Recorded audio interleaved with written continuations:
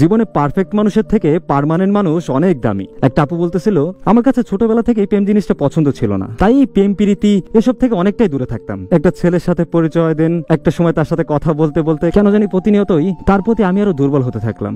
একটা সময়ের পর বুঝতে পারলাম যে আমরা দুজন দুজনকে অনেক বেশি ভালোবাসি, আর তারপর থেকে আমাদের সম্পর্কটা শুরু। আমাদের সম্পর্কটা ছিল 4 বছরের। 4টা বছর অনেক ঝগড়া, রাগ, অভিমান সবকিছু নিয়েই সময়গুলো কেটেছে।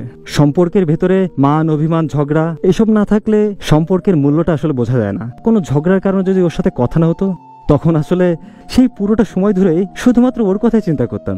দিন শেষে আবার সবকিছু ঠিক হয়ে যেত। আর এভাবেই দেখতে দেখতে 4টা বছর শেষ হয়ে গেল। আর এই 4 বছরে দুজনের ক্ষেত্রেই অনেক পরিবর্তন এসেছিল, কিন্তু কখনো না দুজন দুজনকে ছেড়ে যাব বা দুজন দুজনকে ছেড়ে অন্য কারো সাথে গিয়ে থাকবো, এরকম কোনো মেন্টালিটি না আমার ভেতরে কাজ করেছিল না তার ভেতরে। আমার ক্ষেত্রে দেখা যেত যে অনেক ছেলে ওর থেকে অনেক সুন্দর, ওর থেকে অনেক স্মার্ট, ওর থেকে অনেক ভালো ক্যারিয়ার আছে, সেরকম ছেলে পেলে আমাকে প্রপোজাল দিচ্ছে, কিন্তু কখনো না মানে এই বিষয়টা কাজ করতো না যে ওর থেকে ভালো কাউকে আমার লাগবে বা এই জিনিসটা কার ভেতরে বেশি আছে তাকে আমার লাগবে। আমার সবসময় মনে হতো ওই মানুষটাই আমার জন্য ঠিক আছে, অন্য কোনো মানুষ আমার দরকার নেই, তাতে তার যা কিছুই থাকুক কোনো কিছু যায় আসে না। আমি তখন ভাবতাম যে ওর যা যা আছে এসব দেখেই তো আমি ভালোবেসেছিলাম, তাহলে আজকে আমার ভালোবাসার কেন পরিবর্তন হতে হবে, বা আজকে আমার পছন্দের কেন পরিবর্তন হতে হবে? যেখানে আমরা একজন অন্যজনকে এতটাই ভালোবাসি যে আমরা একজন অন্যজনকে ছাড়া থাকতে পারি না, বাঁচতে পারি না, সেখানে কেনই বা আমরা একজন অন্যজনকে ধোঁকা দিতে যাব, বা কেনই বা বেস্ট অপশন খুঁজে বের করতে যাব? কি দরকার আছে এখানে বেস্ট অপশন খুঁজে বের করার? যে মানুষগুলো আমাদের ভরসা করে, বিশ্বাস করে, সেই মানুষগুলো তো আমাদের পাশে থাকার যোগ্য। আমরা সেই মানুষগুলোকে কেনই বা ফেলে যাব, বা কেন তাদের ধোঁকা দিয়ে অন্য কারো কাছে চলে যাব? যে মানুষটার কাছে আজকে চলে যাব, কালকে সেই মানুষটা আমাকে তো ধোঁকাও দিতে পারে, সেই মানুষটা আমাকে ছেড়েও যেতে পারে। তখন আসলে আমি কি করব?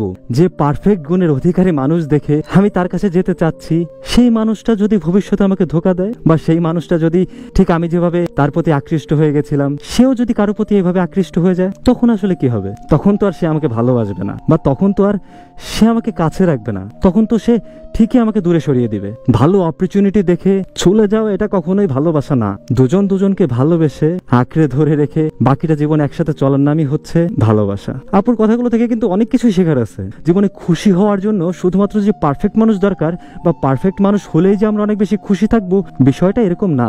বিষয়টা হচ্ছে পারফেক্ট মানুষ যদি ক্ষণস্থায়ী সময়ের জন্য বা অল্প সময়ের জন্য আমাদের কাছে থাকে, এরকম পারফেক্ট মানুষ আমাদের জীবনের জন্য ক্ষতিকর। যদি কোনো মানুষের ভিতরে কমতি থাকে, আর সেটা থাকার পরেও সেই মানুষটা যদি জীবনের একেবারে শেষ অবধি আমাদের সাথে থাকে, এটাই তো ভালো, তাই না? যে মানুষটা কিছু পারুক বা না পারুক, জীবনের খারাপ সময় আসুক, ভালো সময় আসুক, কখনোই হাতটা ছেড়ে যাবে না, কখনোই দূরে চলে যাবে না, বা কখনোই ধোঁকা দিবে না, কখনোই আমাদের একা ফেলে চলে যাবে না, বা কোনো বেস্ট অপরচুনিটি দেখে সে আমাদের একা করে চলে যাবে না। সবসময় একটা জিনিস মাথায় রাখবেন, জীবনে পারফেক্ট মানুষের থেকে পার্মানেন্ট মানুষ অনেক বেশি দামি, অনেক বেশি গুরুত্বপূর্ণ।